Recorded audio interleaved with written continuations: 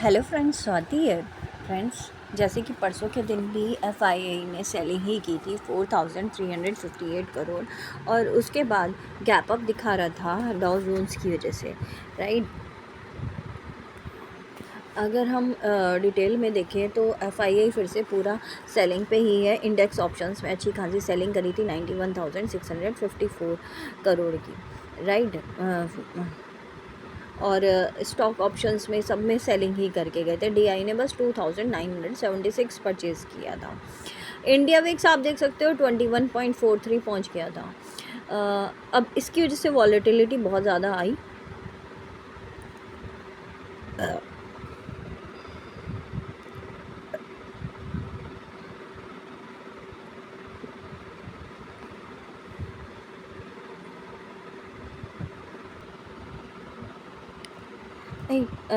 जैसे कि हम देख सकते हैं डॉ जोन्स ने क्लोजिंग दी थी 1000 पॉइंट्स नेगेटिव में कल।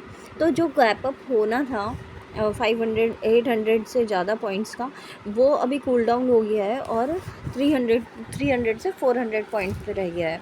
तो अभी देखते हैं गैप अप होने के बाद वो वहाँ पे टिकता भी है या नहीं।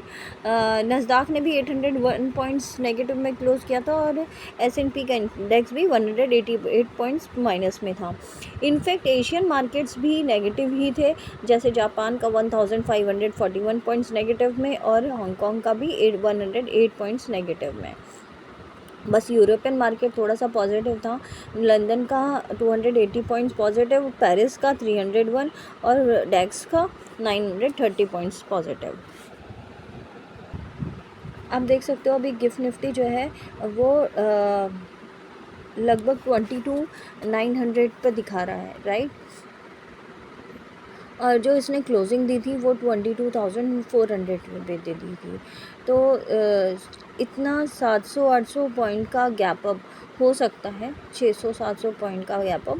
और 22,000 जब तक 22,500 के नीचे नहीं जाता है, हम ये कंसीडर कर सकते हैं कि इस बार और ज़्यादा नीचे जाएगा।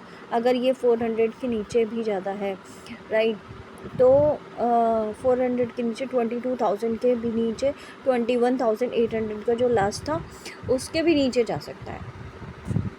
फ़िलहाल हम आईटी के स्टॉक्स देख लेते हैं। आईटी के स्टॉक्स जैसे कि ऊपर खुल रहे थे, बट अभी जो है वो नेगेटिव ही दिख रहे हैं।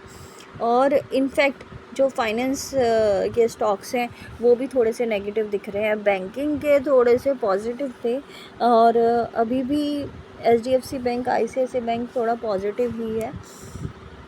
जब तक ये 1700 के ऊपर है तब तक HDFC पॉजिटिव है, 1680 के ऊपर, राइट। रिलायंस इंडस्ट्री आप देख सकते हो 1185 पे, 1200 के आसपास रिजेक्शन बोला था।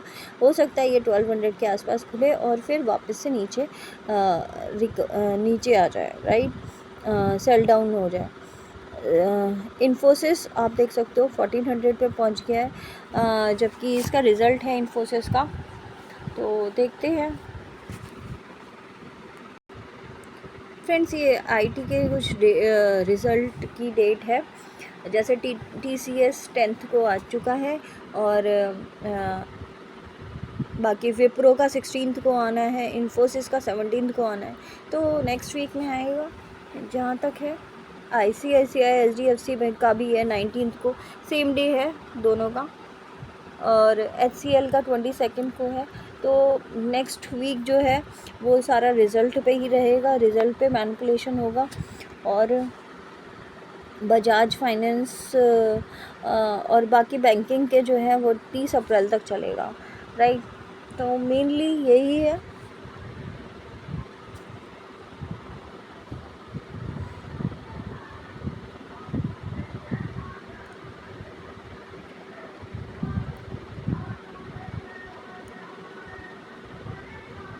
इनफैक्ट अगर आप कमोडिटी में देखें गोल्ड को, तो गोल्ड अभी भी 3236 पे फिर से वापस से आ गया है। जैसे कि चाइना ने बोला था कि हम उसमें परचेज़ करेंगे, फिर उसके बाद फिर से परचेज़ के लिए बोला है। पहले कह रहे थे कि मैनिपुलेशन है, नहीं करेंगे, फिर उसके बाद फिर कहा कि नहीं हम करेंगे इतना इन्वेस्टमेंट, और इससे ज़्यादा भी हो सकता है। तो गोल्ड फिर से डिमांडिंग हो गया है और 3230 पे पहुंच गया है फिर से, और सिल्वर भी 31.16 पहुंच गया है। तो सिल्वर में जिसने इन्वेस्टमेंट करी होगी 30 के नीचे, उसको काफ़ी अच्छा फ़ायदा रहा होगा। और गोल्ड में तो है ही, नीचे से जिसने परचेज़ किया था, राइट। क्रूड ऑयल काफ़ी कूल डाउन हो गया 59.6, और ब्रेंट ऑयल भी 62.94 हो गया है। नेचुरल गैस हालांकि थोड़ा सा बढ़ा हुआ है 3.51। करेंसी की अगर हम बात करें, USD INR अभी भी 86.3 के ऊपर है, 86 के ऊपर। बैंक निफ्टी को थोड़ा सपोर्ट मिल रहा है, अदरवाइज़ बैंक निफ्टी बहुत ज़्यादा नीचे आ सकता है। तो जैसे कि निफ्टी बहुत ज़्यादा नीचे आया है, अभी बैंक निफ्टी की बारी है अपने लोवेस्ट को टच करने की।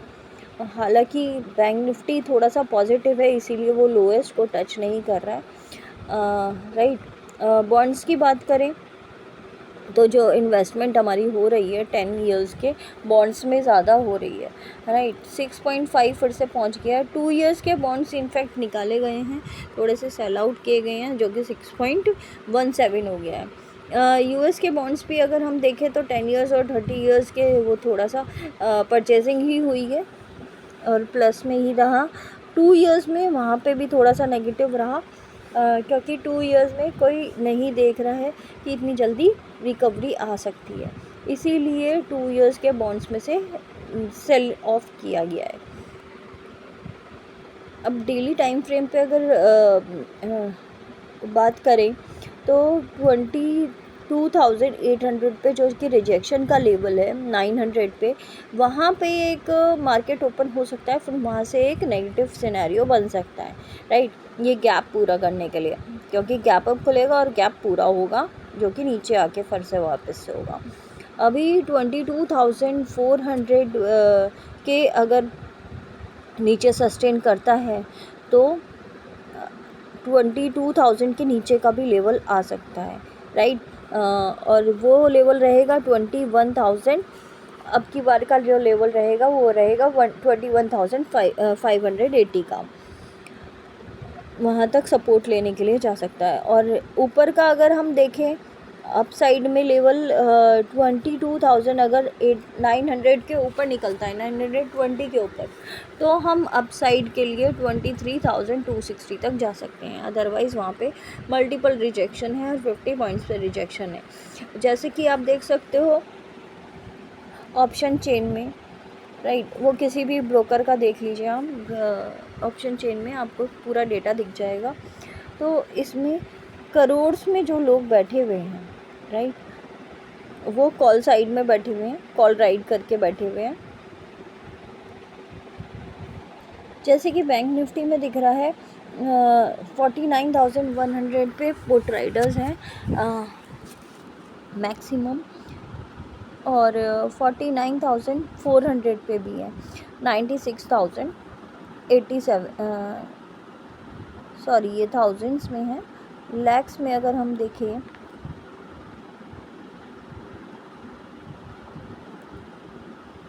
तो सबसे ज़्यादा है 6 लाख, जो कि 50,500 के पे है, राइट। और पुट राइडर्स हैं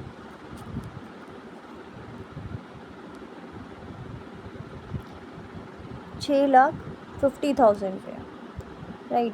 तो 50,000 के जब तक नीचे नहीं जाता है ये वाइंड अप नहीं करेंगे। अगर 50,000 के नीचे जाता है बैंक निफ्टी तो आपका अच्छा खासा मूवमेंट आ सकता है बैंक निफ्टी में भी और निफ्टी में भी, राइट। बैंक निफ्टी का अगर मूवमेंट देखें तो 50,000 पे एक छोटा सा सपोर्ट है।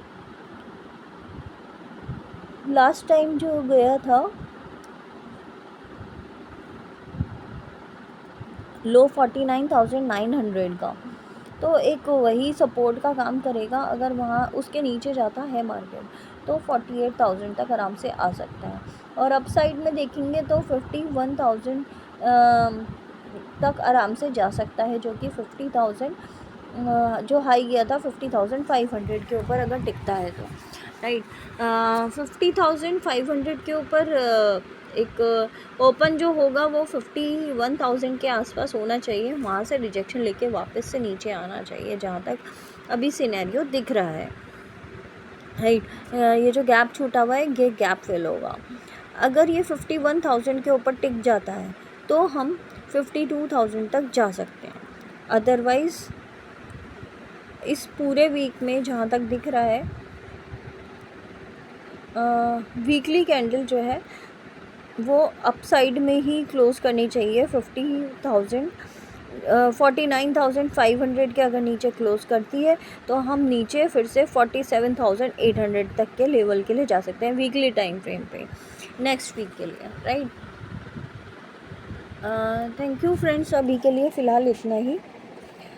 सेंसेक्स की एक बार लेवल देख लेते हैं। सेंसेक्स के लेवल बिल्कुल एग्जैक्टली निफ्टी की तरह ही है वीकली टाइम फ्रेम पे भी और वैसे भी 70,000 के लिए जा सकता है ये नीचे, वापस से नीचे टच होने के लिए नेक्स्ट वीक। और डेली टाइम फ्रेम पे देखेंगे तो जब तक ये 75,000 के ऊपर सस्टेन नहीं करता है तब तक हम इसमें भी बाइंग में नहीं जाएंगे, राइट। वहाँ से बार बार रिजेक्शन ले रहा है तो रिजेक्शन मल्टीपल हो चुके हैं। अब वापस से नीचे सपोर्ट लेने के लिए, सपोर्ट टच करने के लिए नेक्स्ट वीक में भी 70,000 तक जा सकता है, राइट। ये अभी के लिए लेवल्स हैं। अगर आपको डिटेल में और कुछ किसी स्टॉक के बारे में पता करना है तो आप वो पता कर सकते हो। आईटीसी और रिलायंस को हम ज़्यादा प्रेफरेंस देते हैं, बाकी निफ्टी के लिए रिलायंस और आईटीसी और बैंक निफ्टी के लिए एचडीएफसी आईसीआईसीआई, राइट। जब तक ये 420 के ऊपर नहीं टिकता है 2025 के ऊपर नहीं टिकता है तब तक हम अब इसमें परचेजिंग में और नहीं रहेंगे, राइट। बट अभी परचेजिंग की मूवमेंट इसमें आईटीसी में बन सकती है क्योंकि कंसोलिडेशन जो है बहुत लंबा चला है। तो कंसोलिडेशन लंबा होने की वजह से यहाँ पे एक 400 के लेवल पे फिर से वापस से जा सकता है 400 नीचे, और यहाँ से एक बाउंस बैक रैली मिल सकती है, राइट। महीने में एक दिन ऐसा ज़रूर आता है जब आपका या तो मार्केट बहुत ज़्यादा ऊपर चला गया हो या फिर बहुत ज़्यादा नीचे चला गया हो। तो अभी नीचे का सिनेरियो चल रहा है फ़िलहाल, तो नीचे का सिनेरियो देखते हुए जो मैनिपुलेटेड स्टॉक्स है वही ऊपर या नीचे लेके जाते हैं, जो कि अब की बार जो लेवल बन रहा है 1200 के नीचे 1200 का रिजेक्शन लेकर फिर 1100 के भी 1108 तक का, राइट। उसके नीचे नहीं जाना चाहिए, मेनली यही है। Thank you friends, thank you so much. आज के लिए फ़िलहाल इतना ही। देखते हैं इस वीक कैसी क्लोजिंग होती है नेक्स्ट वीक के लिए। नेक्स्ट वीक का ट्रेंड पता चल जाएगा आज के कैंडल को देख के। Thank you.